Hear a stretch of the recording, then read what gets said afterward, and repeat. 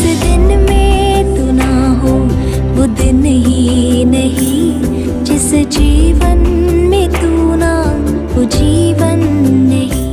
योएल नबी का पुस्तक 2 अध्याय का 25 और 26 वचन। और जिन वर्षों की ओबज व अरब नाम चिट्टियों और येलेक और आसिले ने और गजाम नाम टिट्टियों ने अर्थात मेरे बड़े दल ने जिसको मैंने तुम्हारे बीच भेजा खा ली थी, मैं उसकी हानि तुमको भर दूंगा। तुम पेट भर कर खाओगे और तृप्त होगे और अपने परमेश्वर यहोवा के नाम की स्तुति करोगे, जिसने तुम्हारे लिए आश्चर्य के काम किए हैं, और मेरे प्रजा की आशा फिर कभी ना टूटेगी। पिछले दिनों में तुमने जो अपराध किया है, जो पाप किया है, सच्चाई दिल से उन सारे अपराधों से, पापों से मन फिराएंगे तो जो निंदा अपमान को तुम्हें सहना था, जो परेशान में थे और तकलीफ में थे, दूसरों के सामने और बहुत ही परेशान में, संकट में था, वो परमेश्वर आज के दिन में सारे संकट को बदल के तुम्हारे जीवन में आशीष की बहुतायत को देने के लिए तैयार है। तुम्हारे सारी निंदा अपमान को बदल के वो और बहुतायत से आपके जीवन में और आगे सफलता को देने के लिए तैयार है। जो निंदा अपमान परेशान में थे और असफलताएं पाई थी, वो सारी बातों को प्रभु आज बदलने के लिए तैयार है। दूसरे अध्याय का 21 वचन के अनुसार जो दुख की बातें थी वो आनंद की बातों में प्रभु बदलेगा। जो आपके जीवन में निंदा